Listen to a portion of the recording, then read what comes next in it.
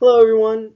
This week I wanted to focus on Cicero's ideas concerning liberty and freedom, as was kind of covered in last week's reading by Jeff Kennedy, which was Cicero, Roman Republicanism, and the Contested Meaning of Liberty. This article really caught my attention. I learned about the Catiline Conspiracy when I was an undergrad, and it helped me understand exactly what was going on in that a little bit better, which occurred during Cicero's consulship. I'll explain a little bit more about the conspiracy later in the video, but for those of you who don't know, it was essentially a suspected terrorist plot on the Roman Republic that was plotted by a man named Catiline. He was a former candidate for consul, was one of Rome's which was one of Rome's two executives. But I really wanted to start by talking about what Cicero believed concerning liberty and freedom first, just because I felt like that was what made this conspiracy make much more sense to me. I think Kennedy's article did a really excellent job breaking down what the Romans and Cicero believed about liberty and freedom. I think these beliefs are crucial to understand why Cicero took the action that he did. Kennedy highlighted in his article that the Roman definition of freedom relied on the understanding of non-domination, which essentially meant that, as he said, quote, the condition of slavery implies a form of dependence on the will of another that results in the condition of domination. He goes on to argue essentially that this is different from non-interference, which is kind of how we traditionally view it. In other words, the government doesn't bother you, it kind of leaves you alone, and that puts you at liberty or freedom. But because in the example he uses, a slave's master could leave their slave alone, but he's still not free. He's still kind of subject to his master's will. And the Romans extended this concept out not just to their slaves, but also to wage earners, because they had to rely on somebody else to survive. And I thought that was very clear kind of through the reading. That was something very clearly that Cicero believed. Alternatively, liberty in Rome was a non-arbitrary interference, quote, of the state in the form of the rule of law. In other words, everybody was equally subject to the law. It wasn't to be applied randomly.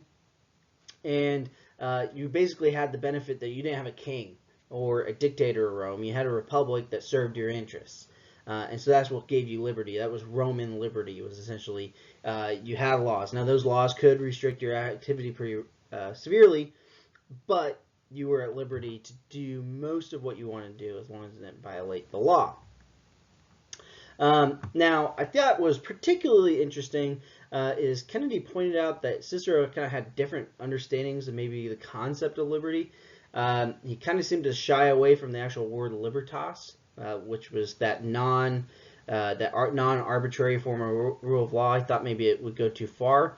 And he was far more interested in the word concordia, which was, quote, the absence of redistributive measures that Cicero claims threatened existing social hierarchies and contributes to the instability of the republic.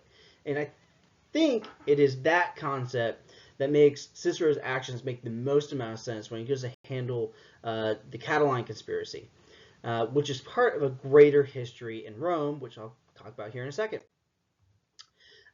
Cicero had lived in a really unstable time in the Republic's history. By the time he dies, the Republic's fallen, actually. So he's decapitated. He really comes to prominence after a horrific Roman civil war between two men, Sulla and Marius. And that civil war was completely dominated by the discussion of the redistribution of land to the poor. It really wasn't a new discussion in Roman society. The Gracchi brothers had proposed a very similar measure after the Punic Wars. There was a lot of Roman poor people after the Punic Wars, and they wanted to redistribute some of the land from the rich to the poor. And when Cicero was elected consul, he had to run against Catiline, who was a senator in the Senate. He came from an established family of many former consuls and ran on a platform to redistribute the land to the poor.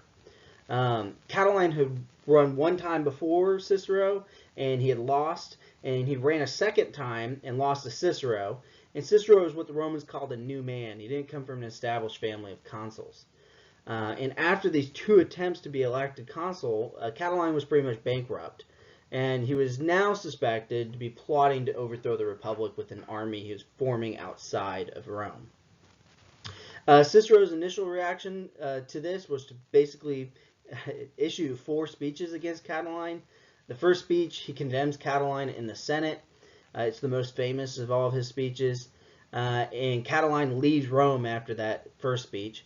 His second speech is to the Roman people directly. He's telling them about Catiline's plot. And then in his third speech, he tells them, hey, here's the evidence that I have that he's actually going to do this and overthrow the Republic. And it is the fourth speech that I'm really kind of focused on in this video, and kind of what is the implications behind what Cicero's asking for in it.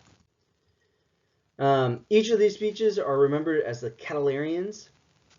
The final speech that he gave was in the Temple of Concordia, right? So that concern of redistributive land, and the intent behind the speech is to indirectly call for a vote to execute Catiline and his co-conspirators.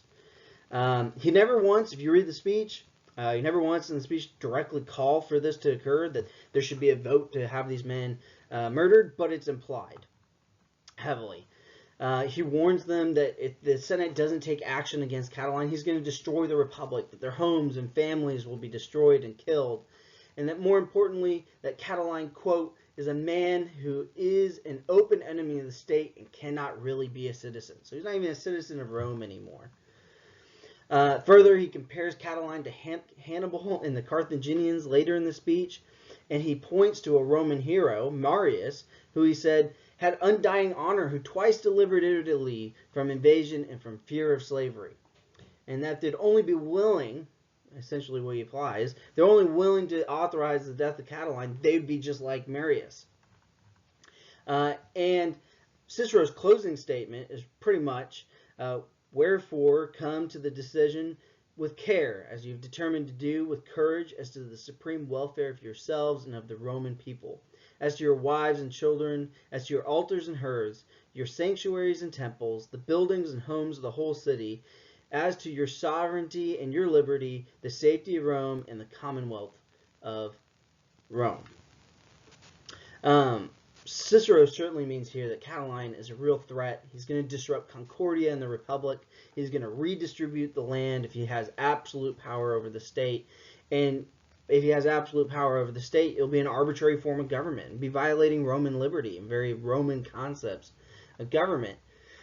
And it would be very bad. And so as a result, we don't really know much about the debate, but the Senate will pass what's going to be called known as the ultimate decree, and it'll sentence Catiline and his conspirators to death. The problem with the solution that Cicero and his conspirators take is it actually violates Roman law. According to the 12 tables, it states, in the 6th one here on table Table 9, for anyone whoever is put to death without trial and unconvicted is forbidden. Right? You could not kill a Roman citizen unless you put him on trial. And essentially what the Roman Senate did was, it would be like our Congress today voting that the major political opponent of the president is to be just killed, which isn't due process, something that the Romans promised. And so I think this really kind of ultimately proves Kennedy's main point, which is that Cicero's notion, quote, notion of libertas was subsumed by an overriding concern with concordia or consensus, and that privileged the maintenance of the senatorial auctorius. He was much more concerned about preservation of the state than he really was about arbitrary rule, because essentially he was willing to do an arbitrary act, violate the rule of law in order to essentially kill a terrorist, at least in the way he framed it. So it's really interesting from our modern perspective, because this is a very relevant debate. We've gone through a lot of terrorism, right? And that was a very consensus part of that debate. So I think it's highly relevant today. The Catiline Conspiracy, how he handled it, and how the Romans kind of viewed its justification. Ultimately, Cicero is going to be it's going to be highly controversial what he does, because it does violate Roman liberty in order for him to do it. So I really appreciate you. I know I went a little bit over, but I appreciate you watching this, and I'll talk to you guys next time.